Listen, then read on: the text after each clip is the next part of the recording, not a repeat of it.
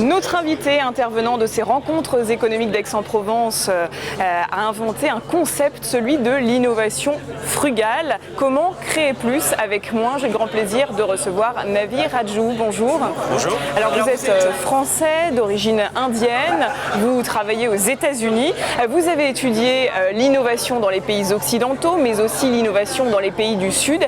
Est-ce qu'on a quelque chose à apprendre, nous, pays occidentaux, de ces pays du Sud? Absolument. L'innovation dans le Sud se pratique dans la rue et non pas dans des laboratoires avec des gros budgets recherche-développement. La raison, c'est parce qu'en fait, dans les pays du Sud, on fait face à d'énormes contraintes de ressources, une rareté exceptionnelle de ressources naturelles comme l'eau et des services de base comme la santé, l'éducation ou les services bancaires. Et donc, cette combinaison de contraintes exceptionnelles, de ressources et des grandes aspirations crée en fait un cocktail explosif de créativité qui conduit en fait les habitants à innover de façon tout à fait frugale, c'est-à-dire concevoir des solutions très simples mais efficaces avec très peu de moyens. C'est ce qu'on appelle l'innovation frugale. Est-ce qu'on peut collaborer? Ces deux mondes peuvent collaborer? Je pense absolument que le Nord et le Sud peuvent collaborer et co-créer des solutions frugales. Et d'ailleurs, il y a une solution que je peux montrer ici. Ça a été inventé par mon voisin dans la Silicon Valley, qui permet aux agriculteurs californiens de pouvoir optimiser l'utilisation d'eau. En fait, c'est des senseurs, des capteurs sans fil, développés comme une règle en plastique qu'un agriculteur peut implanter dans le sol. Et ça permet d'obtenir des données détaillées sur les conditions du sol et ensuite réduire l'usage d'eau, d'engrais, tout en augmentant la productivité. C'est une solution qui peut être tout à fait adaptée pour la Californie, mais aussi pour d'autres pays comme en Afrique ou en Inde qui font face à une énorme sécheresse d'eau. Alors en France, on célèbre l'innovation qui vient des grandes entreprises, des grands centres de recherche et développement. Il y a aussi de petites entreprises qui réussissent cette innovation frugale. Comment est-ce qu'on les soutient? Est-ce qu'on les soutient suffisamment? En France, je pense que comparé à l'Allemagne, un gros problème qu'on a, c'est ce qu'on appelle la vallée de la mort. C'est-à-dire que les startups se développent, ils ont peut-être 10 salariés, et après, elles ont du mal à évoluer pour devenir des ETI qui ensuite se transforment en grandes entreprises.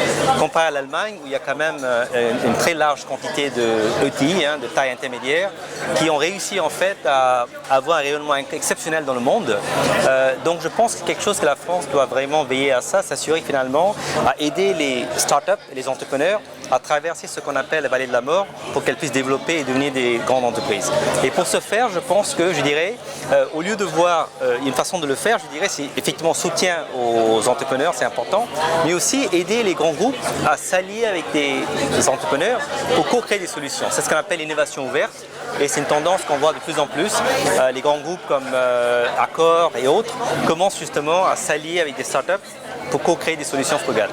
Alors on a beaucoup parlé ce matin lors de la session Demain tous créateurs du système éducatif français, de l'organisation des entreprises aussi, qui ne favorise pas la création. Votre conseil à vous, c'est de finalement ne pas attendre que la France fasse quelque chose, c'est de créer, d'y aller.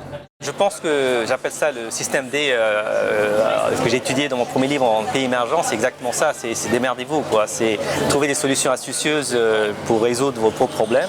Et je dis la même chose aux étudiants français, c'est finalement trouver vos propres solutions pour vos problèmes. Et aujourd'hui, c'est l'âge d'or quelque part de l'entrepreneuriat, c'est parce qu'effectivement il y a des outils, il y a l'accès au financement participatif qui fait que tout jeune aujourd'hui peut s'émanciper et devenir entrepreneur sans essayer de rentrer dans une carrière fixe que ma génération est obligée de faire. Donc j'invite justement les étudiants à être très créatifs et s'associer en réseau pour justement lancer leurs propres startups qui peuvent révolutionner le monde.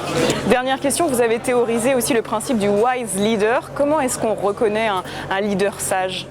Un leader sage, c'est un leader intelligent qui applique son intelligence pour une cause noble.